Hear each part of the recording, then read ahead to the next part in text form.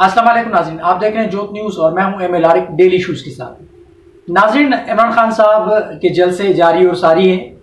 कल उन्होंने सरगोदा में जलसा किया, आज उनका गुजरात में जलसा है और कल ही वज़ीर आज़म पाकिस्तान मियां शहबाज शरीफ साहब ने बड़े शदीद गुस्से का इजहार किया इमरान खान साहब को लेके, इमरान खान साहब के बयानात को लेके, इमरान खान साहब के IMF के खिलाफ जो इक़दाम था या IMF के खिलाफ जो उन्होंने खत लिखने की एक साजिश रचाई जो अपना शौकत तरीन की सूरत में वो सामने आई, उस पर उन्होंने बात की और माजी की बातों पे उन्होंने बात की।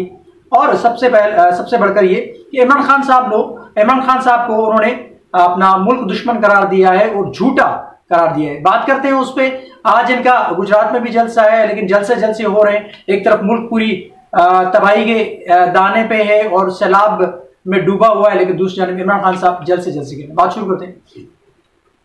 इमरान खान साहब ने कल सरगोदा में जलसा किया, आज गुजरात में जलसा कर रहे हैं। जैसे मैंने अपने इंट्रो में कहा कि मियां शहबाज शरीफ ने कल बड़े शदीद गुस्से का इजहार किया।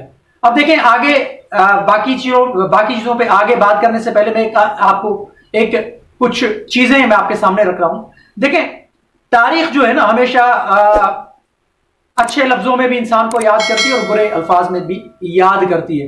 लेकिन बदकिस्मती होगी इमरान खान साहब के लिए कि एक तरफ मुल्क पूरा डूबा हुआ है, सैलाब की सूरत हाल है, लोग 3 करोड़ के लगभग आबादी वो दरबदर है और खुले आसमान तले बैठी हुई है, जिनके पास खाने के लिए चीजें नहीं है और सोने के लिए बिस्तर नहीं है, सर ढांपने के लिए छत नहीं है और कई सारे वबाई अमराज उनके जिस्मों के अंदर आ चुके हैं।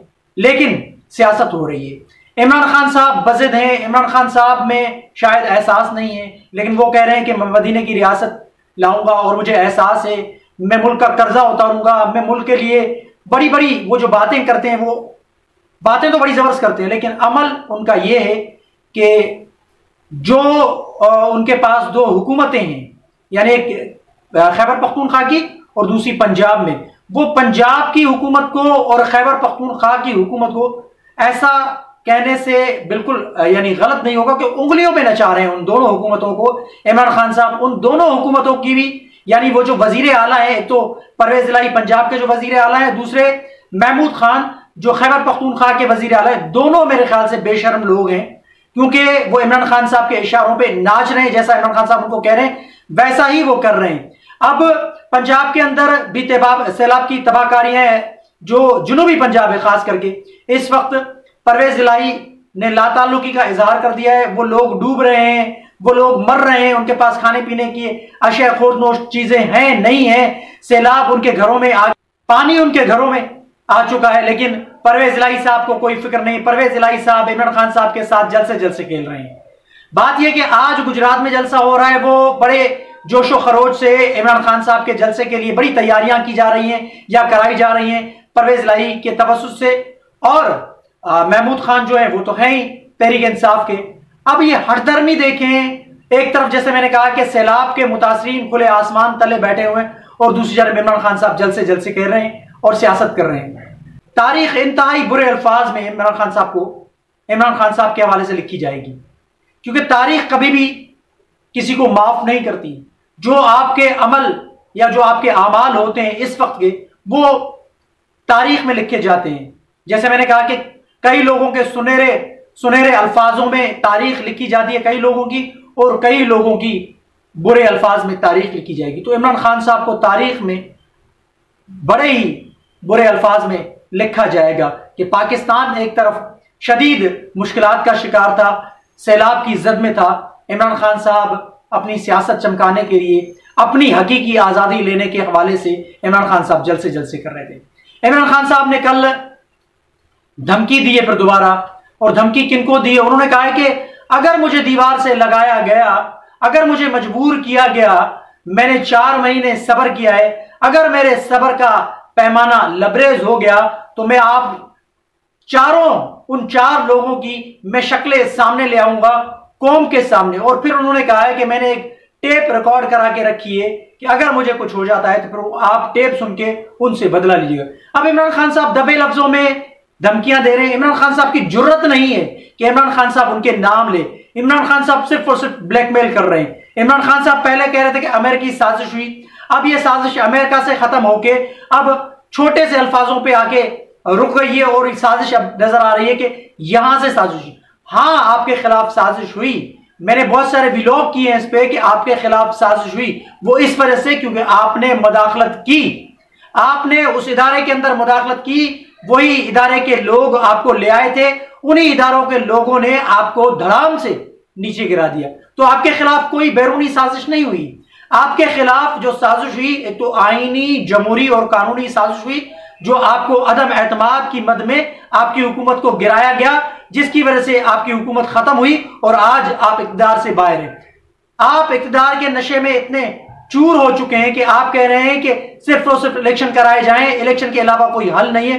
पाकिस्तान भले एक तरफ हो, जैसे कल वजीर आजम मियां शहबाज शरीफ साहब ने कहा कि ये मुल्क दुश्मन इकदाम जो उठाया है इमरान खान साहब झूठा, और इमरान खान साहब जिस दिन पैदा हुए उस दिन लोग झूठ बोलते हैं, उस दिन इमरान खान साहब पैदा हुए और इमरान खान साहब मुल्क दुश्मन करार दिए गए वजीर आजम पाकिस्तान मियां शहबाज शरीफ के जानिब से। और उन्होंने कल बिल्कुल कहा है कि हाँ बिल्कुल हम IMF के बगैर कुछ भी नहीं कर सकते। जाहिर सी बात है, आपने कर्जा लिया है और कर्जा आपने शराइत पे मबनी आपने कर्जा लिया है, तो जाहिर सी बात है जैसे आपको IMF कहेगा आपने वैसा ही करना है, क्योंकि आपने अपने आप को गिरवी रख दिया है। अगर आप गिरवी नहीं रखते अपने आप को तो बिल्कुल पाकिस्तान डिफॉल्ट होने के दाने पे था। जैसा कि इमरान खान साहब धमकी दे रहे थे कि इमरान खान साहब कह रहे थे कि मुल्क डिफॉल्ट हो जाएगा और मुल्क श्रीलंका बन जाएगा। तो मौजूदा हुकूमत ने महंगाई की, ये ठीक है, बिल्कुल आपके सामने है, वो उस पर भी हम बात करते हैं, दिन ब दिन बात करते हैं। जैसे आलमी मंडी में तेल के नर्ख कम हो रहे हैं लेकिन इन्होंने बढ़ा दिए, वो कह रहे हैं कि हमारी मजबूरी है, हम नहीं बढ़ाएंगे तो मुल्क कैसे चलेगा।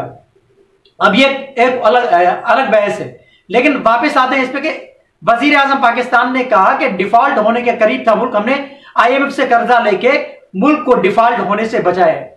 देखें एक चीज तो क्लियर है कि जब भी अपोजिशन में जो लोग होते हैं वो हुकूमत में आते हैं तो उनके तेवर बदल जाते हैं, इसमें कोई शक व शुबा नहीं है।